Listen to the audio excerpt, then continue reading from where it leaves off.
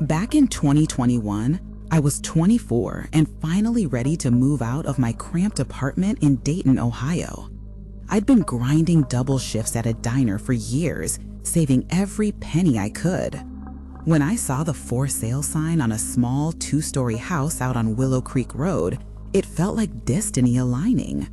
The price was suspiciously low, but the realtor brushed it off as the owners wanting to move quickly. I told myself it was my chance to finally own something of my own. The house sat at the very edge of a wooded area, just far enough from town that at night you couldn't hear the usual hum of cars or people. The siding was pale blue, chipped in places, and every window had heavy curtains drawn tight. It looked tired, weathered by years of neglect, but to me, it was perfect, my own piece of the world. The first night I stepped inside, the air smelled faintly of mildew and old wood, like the house had been holding its breath for too long. But I ignored it. I was too busy imagining how I'd set up my couch, where I'd put a TV, and how good it would feel not hearing my upstairs neighbors stomp around at 3 a.m. anymore. For the first week, everything seemed fine. I unpacked slowly, got used to the creaks in the floorboards, even laughed when I caught myself jumping at the sound of pipes groaning late at night. Every old house has its quirks, I told myself. But by the second week, I started noticing something different. It began with the curtains. No matter how I adjusted them before going to bed, I'd wake up and find one pulled slightly open in the morning. Just a sliver, like someone had been peeking out during the night. I told myself maybe it was me, half asleep, checking outside without remembering. But deep down, it felt wrong. One night, after finishing a late shift at the diner, I got home close to midnight. The drive out to Willow Creek always felt longer at night, trees closing in on either side of the road, headlights cutting through absolute darkness. When I pulled into the gravel driveway, I noticed something that stopped me cold. The upstairs window was lit up faintly, a soft glow emanating from what should have been an empty bedroom. I hadn't left any lights on. I was obsessive about that, checking twice before leaving for work. I killed the engine and just sat there in my car, staring at the house. It looked ordinary from the outside, calm even, but that soft glow in the upstairs bedroom kept me frozen in place. I thought about calling a friend, but pride got in the way. It was my house, my first house. If I started freaking out over a light bulb, what did that say about me? So I grabbed my keys, forced myself up the front steps, and went inside. The place was quiet, too quiet. I remember the sound of my shoes against the hardwood floor echoing more than usual, like the house itself was listening to every step. When I finally climbed the stairs and pushed open the bedroom door, the lamp on the nightstand was indeed lit, casting long shadows across the walls. But what unsettled me most wasn't the light, it was the smell. The air in that room reeked of cigarettes, sharp and stale, the kind of smell that soaks into fabric and lingers for months. And I don't smoke, never have. The window was cracked open an inch, the curtains swaying gently as if someone had just slipped out into the night air. I shut the lamp off with shaking fingers, locked the window tight, and left the room in a hurry, my heart hammering against my ribs. I told myself I'd deal with it in the morning, but sleep didn't come easily that night. The following days brought stranger occurrences. I'd hear soft knocking from inside the walls, sometimes in the kitchen, sometimes upstairs. A shadow would move across the hallway even when I was the only one home, or so I thought. And then there was the whispering, faint like a radio turned low in another room. Once, while brushing my teeth, I heard it just behind me, words I couldn't quite make out. I spun around, toothpaste foaming at my mouth, but of course, no one was there. The moment that really broke my sense of security came a week later. I had just gotten home from work carrying a bag of groceries. I set them on the counter and realized with a chill that the front door was wide open.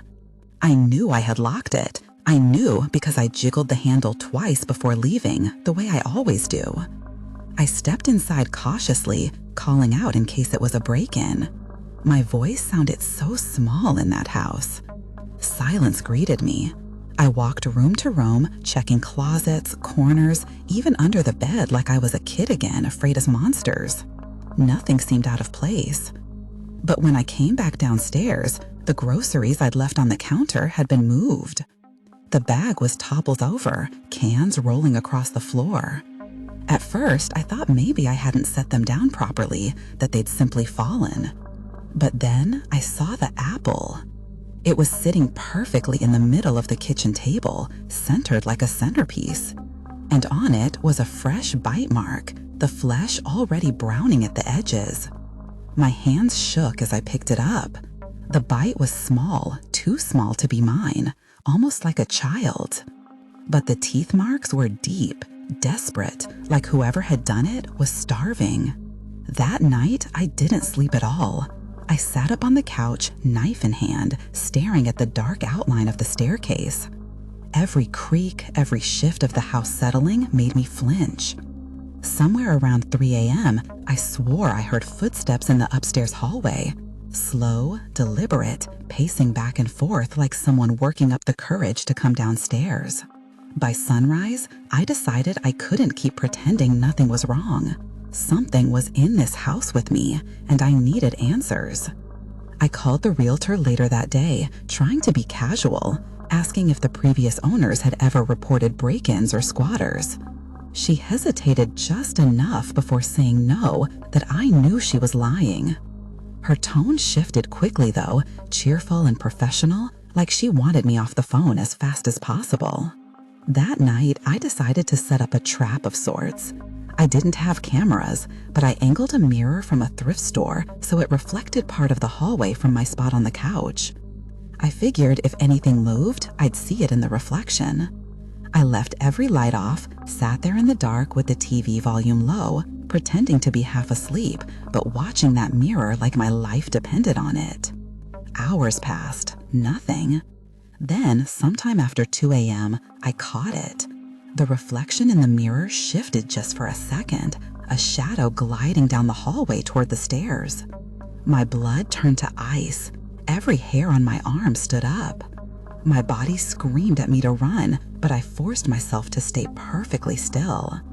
The shadow stopped just at the edge of the mirror's view. Whoever it was, they were watching me from the darkness, studying me. I gripped the knife tighter, my breath coming in shallow, silent gasps.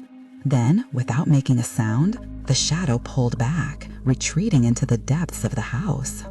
I didn't hear footsteps, didn't hear the stairs creak, just that suffocating silence returning like a blanket being pulled over my head. I couldn't take it anymore. I shot up from the couch, bolted into the hallway with the knife ready, adrenaline flooding my system. Nothing. The hallway stretched empty before me, all doors closed just as I'd left them. But the air was different, colder, as if something had just passed through and left a chill in its wake. I didn't sleep that night. By dawn, I was already packing boxes, throwing clothes into garbage bags. I didn't care if it made me look paranoid or weak. I needed to get out of that house before whatever was living there decided to make itself fully known. But when I went to grab the last of my belongings from the closet under the stairs, I discovered the real reason the house had been so cheap. The back wall of the closet looked wrong, patched with newer drywall that didn't quite match the rest. The seams were uneven, like someone had hurried through the job. I pressed my palm against it, hollow. My chest tightened with dread, but against every better instinct I've ever had, I grabbed a hammer from my toolbox and knocked a hole in the wall. The smell hit me first, sour and moldy and suffocating, like air that had been trapped for months without circulation. Then my flashlight beam fell inside, illuminating what lay beyond. Behind the false wall was a narrow crawl space, maybe 4 feet wide and 6 feet long. And inside it, someone had been living. A stained mattress lay on the ground, surrounded by empty food wrappers, cigarette cartons, and piles of blankets that reeked of unwashed human. Personal belongings were scattered around, a cracked mirror, old magazines, even a coffee mug with dregs still in the bottom. The realization crashed over me like a wave. Whoever had been opening the curtains, turning on lights, taking bites of my food, they hadn't been sneaking in from outside. They'd been inside all along, living in the walls like some sort of human parasite. I staggered back from the hole, dizzy, bile rising in my throat. That's when I heard it, soft but unmistakable, a whisper drifting out from inside the crawl space. "Don't close it again." I dropped the hammer and ran. I didn't stop for anything, not the knife I'd been carrying, not the boxes I'd packed, not even the deed sitting on the counter that proved I owned the place. I drove until the house disappeared in my rearview mirror, my chest pounding so hard it felt like my heart might burst. When the police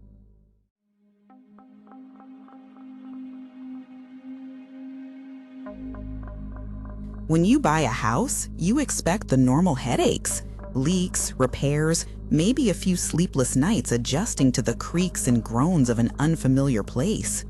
What you don't expect is for the house itself to start undoing your life, erasing you piece by piece like you're nothing more than pencil marks on paper. In April of 2022, I bought a modest 2-story home on Ashford Lane in upstate New York. It wasn't much to look at, but after my divorce, it felt like freedom. My ex-wife got the nicer place in the settlement, but I didn't care. This house was mine, bought with my own money, my own decision. It had clean beige siding, a little front porch, and just enough space to feel like I was finally starting over. The first week was almost too uneventful. I spent my time unpacking boxes, setting up the living room, making countless trips to Lowe's for things I'd forgotten I needed. The house was quiet in a way that felt unnatural. Not the cozy kind of quiet you'd expect from a peaceful neighborhood, but a heavy silence that seemed to press against my eardrums. Even the neighbors were strangely distant. I'd catch glimpses of them through windows, someone mowing their lawn, kids playing in driveways, but no one waved back when I tried to be friendly. Still, I shrugged it off. New place, new start, new life. I was determined to make it work. On the 7th night, everything changed. I woke around 3 a.m. to the sound of footsteps in the hallway, slow and deliberate, pacing back and forth. My first thought was that someone had broken in. Heart racing, I grabbed a heavy flashlight from the nightstand and yanked open the bedroom door, ready to confront an intruder. The hallway was empty, but when I went downstairs to check the rest of the house, I froze in the living room doorway. Every single box I'd spent the week unpacking was back, taped shut, stacked in the exact formation they'd been in on move-in day. My furniture had been shoved against the walls. My carefully arranged books were gone from their shelves. It looked like I had never touched a thing. I stood there in complete disbelief, trying to process what I was seeing. At first, I thought maybe I was sleepwalking, that I'd somehow boxed everything up without remembering. But the tape was fresh and tight. The knots in the packing string were tied in a way I'd never done them. Someone or something had methodically undone a week's worth of work. The next morning brought worse revelations. The groceries I'd bought the day before were still in their plastic bags on the counter, as if I'd just walked in from the store. The meal I'd cooked and eaten the night before was gone without a trace. Dirty dishes vanished. My laundry, which I'd folded neatly and put away, was back in the hamper, clothes still damp like I'd never washed them at all. I tried to laugh it off, to find some rational explanation, but my stomach twisted with a growing dread. Something was systematically erasing every sign that I lived in this house. On the 9th night, I decided to test it. I wrote across a notepad in thick black marker, "This is real. Don't let it erase you."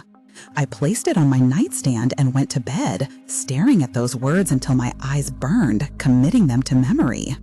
At exactly 2:47 a.m., I woke to a strange static charge crackling through the air. The light bulb above my bed flickered erratically. My ears popped from some invisible pressure change. When I looked at the notepad, the page was blank, completely white, as if nothing had ever been written on it. By morning, the notepad itself was gone. That's when I started noticing the pattern. No matter what I did, no matter where I went, everything reset at exactly 2:47 a.m. Bruises I'd gotten from moving furniture healed overnight. Cuts on my hands vanished. Phone calls I'd made were erased from my call history. Text messages I'd sent disappeared from my phone. The only thing that remained constant was me, trapped in an endless loop of unbecoming. I tried leaving the house, desperate to escape whatever force was manipulating my reality. I drove 2 towns over, booked a cheap motel room, and locked myself in for the night. I set an alarm for 2:40 a.m., determined to watch the reset happen from outside the house's influence. The alarm never went off. When I opened my eyes, I was back in my own bed, the boxes stacked neatly in the living room below. The day was starting over exactly as it had been. By the second week, I was unraveling. I stopped unpacking altogether. What was the point? I'd spent hours setting up bookshelves only to find them empty the next morning. I'd leave food out just to see if it would spoil in the heat. It never did. Time itself seemed broken in that house, stuck in some impossible loop that only I was aware of. That's when I first saw her. The woman appeared during one of the resets, standing motionless in my kitchen. She wore a faded blue dress that looked like it belonged to another decade, and her back was turned to me. She didn't move, didn't breathe, didn't acknowledge my presence at all. She just stood there until the clock struck 2:47, then vanished like smoke. After that, she started appearing more often, sometimes in the hallway, sometimes at the window, her pale face pressed against the glass. Once, I woke in the middle of the night to find her sitting on the edge of my bed, staring at the wall with empty, unfocused eyes. Her face was always blurred somehow, like my vision refused to focus on her features. I tried yelling at her, tried reaching out to touch her, but the moment I got close, the reset would come, wiping everything back to the beginning like rewinding a movie. By the third week, she wasn't alone anymore. One night, the reset came early, hours before 2:47. The air grew heavy and oppressive. My ears popped painfully. When I opened my bedroom door, the hallway was crowded with dozens of pale figures lined up shoulder to shoulder along the walls. Men, women, children, all perfectly still, all facing me with those same unfocused eyes. Their mouths moved in unison, whispering words in a language I couldn't understand. The sound was like wind through dead leaves, dry and rustling and completely inhuman. The reset hit like a lightning strike. Lights flickered and they all vanished simultaneously. But when I turned back to my room, something new was waiting. On my nightstand, scrawled in shaky handwriting across one of my moving labels, were 5 words that made my blood freeze. "You won't survive the next reset." I sat on the edge of my bed, staring at those words until my eyes watered. Up until then, I had convinced myself the resets were some kind of mechanical glitch, like the house was broken and stuck in a temporal loop. But now I understood that something inside it was aware of me, watching me, studying me. And it was getting tired of playing games. I didn't sleep that night. I sat in the living room with every light blazing, waiting for 2:47 to arrive. When it came, I felt the familiar pop in my ears, the static humming through the air.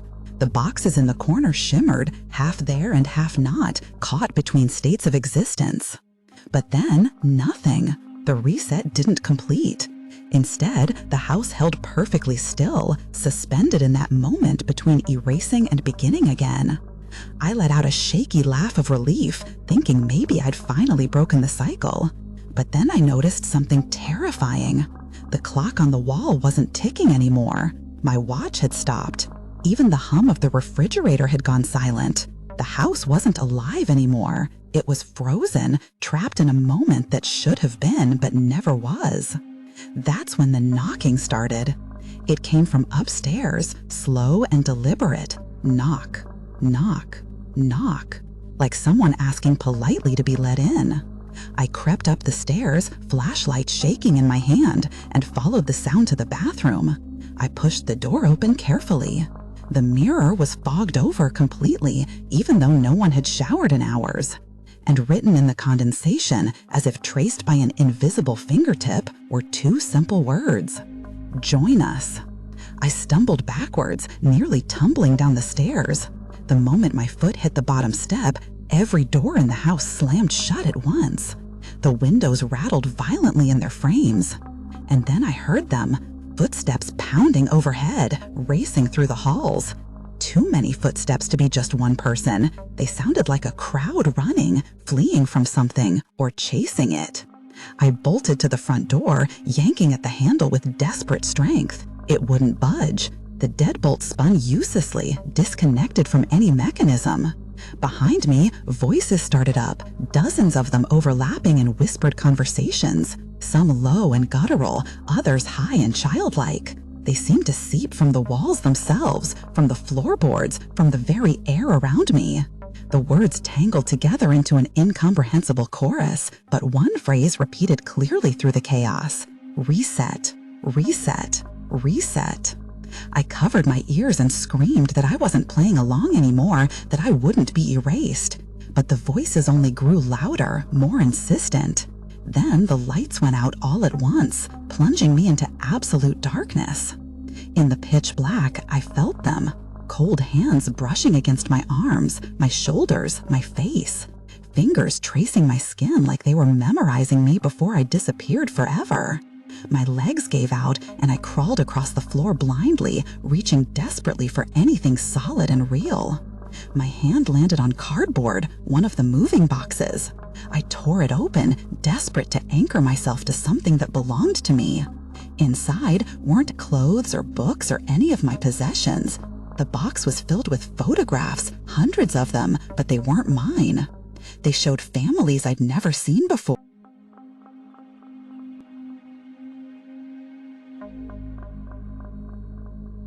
Story 3: The Growth Room.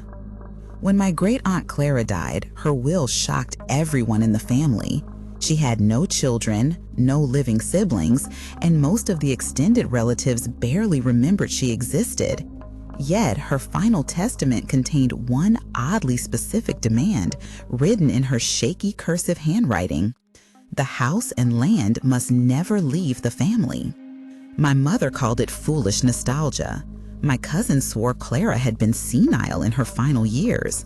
But when the legal papers came across the table at the lawyer's office, I was the only one desperate enough, and maybe foolish enough, to accept the inheritance.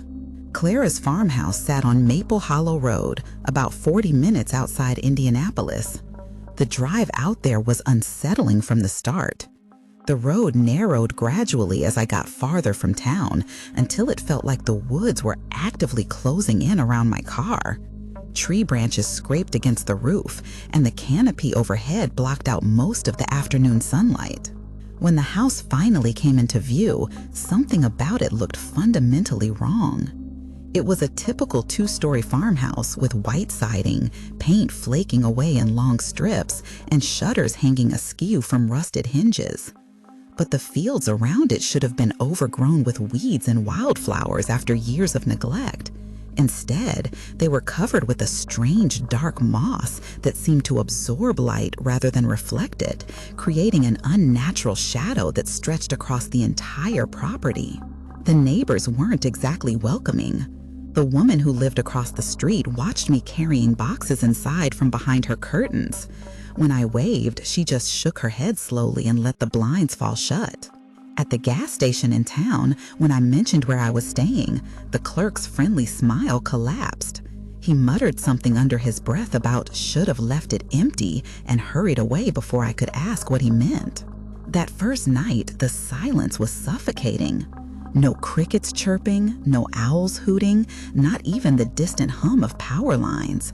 Just a heavy, oppressive stillness, like the entire property was holding its breath and waiting for something to happen. I fell asleep on a bare mattress surrounded by unpacked boxes and immediately plunged into the most vivid nightmare I'd ever experienced. I dreamed I was underground, but not buried in ordinary soil. Instead, I was woven into something alive and predatory. Black roots as thick as ropes wound around my arms and legs, tugging me deeper into the earth, while sticky sap dripped into my mouth, coating my tongue with a taste like copper pennies and rotting fruit. I woke gasping and clawing at my throat, my fingernails caked with dark soil that I couldn't remember getting under them. The next day, I tried to shake off the dream and focus on practical matters. I started cleaning Clara's old bedroom, thinking I'd make it my own once I got rid of the musty smell and decades of accumulated dust. That's when I first noticed the odor that would haunt me for the rest of my time in that house. It was sour and metallic, like rotting meat mixed with rust, and it seemed to seep up from the floorboards themselves. I assumed it was some kind of mold or pest infestation, so I pried up one of the loose boards with a crowbar to investigate. What I found underneath wasn't termite damage or water rot. It was a root, a single, thick, wet, glossy black root that pulsed rhythmically under the wood like a heartbeat. The thing was easily as wide as my wrist, and when I touched it with the tip of the crowbar, it flexed against the metal like living muscle. I stumbled backward, gagging on the smell that had intensified the moment the root was exposed to air. My first rational thought was that this had to be some kind of plumbing issue, maybe tree roots that had grown into the water lines over the years. But this wasn't like any plant matter I'd ever seen before. The surface was too smooth, too organic, almost flesh-like in its texture. I doused the exposed area with bleach, hammered the floorboard back into place, and told myself it was just decades of neglect finally catching up to the old house. I could deal with root intrusion. People did it all the time. But by the end of that first week, they had spread everywhere. Then tendrils snaked out of the bathroom sink, curling around the pipes like grasping fingers. When I tried to pull them away, sticky black sap smeared across my hands, and the stench clung to my skin even after scrubbing with soap and hot water for 20 minutes. I started wearing rubber gloves whenever I had to touch anything in the house, but it didn't matter. The smell had permanently settled into the walls, the floors, even the air itself.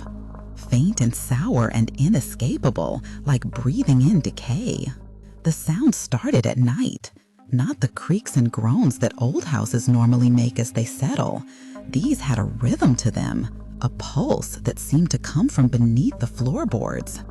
Sometimes it grew so loud that my chest vibrated with each beat, like standing too close to massive speakers at a concert.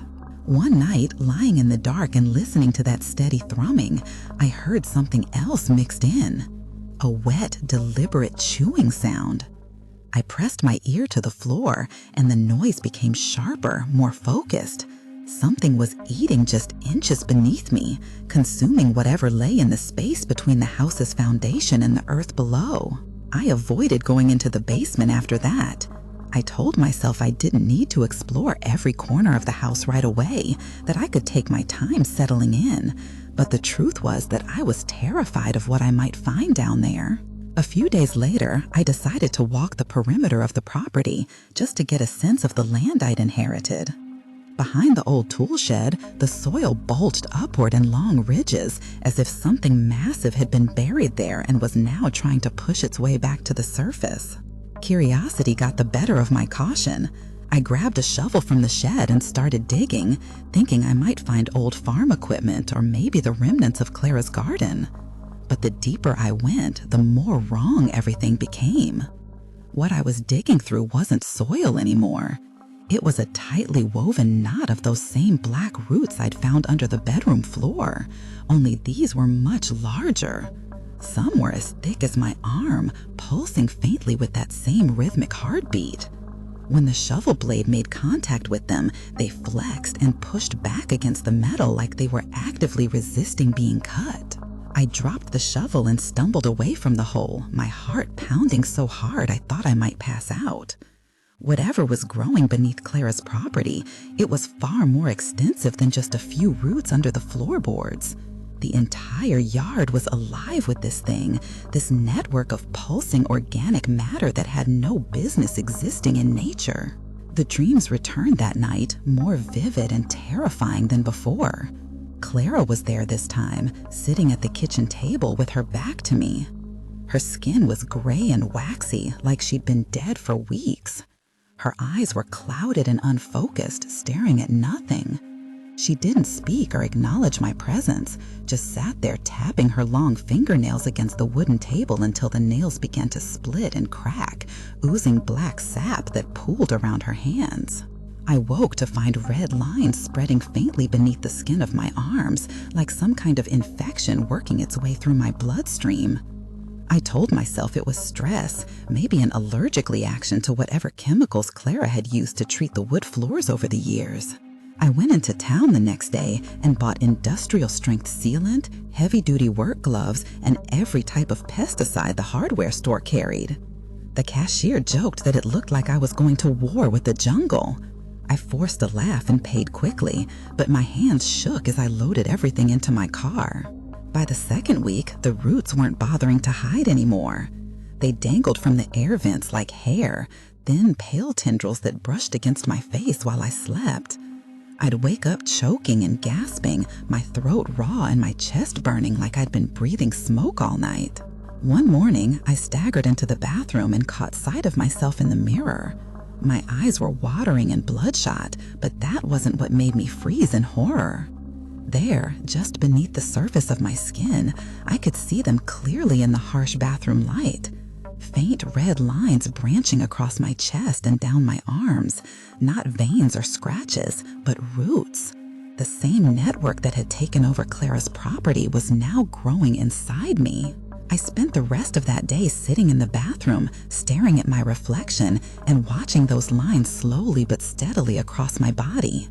By evening, they had creeped up my neck toward my jaw.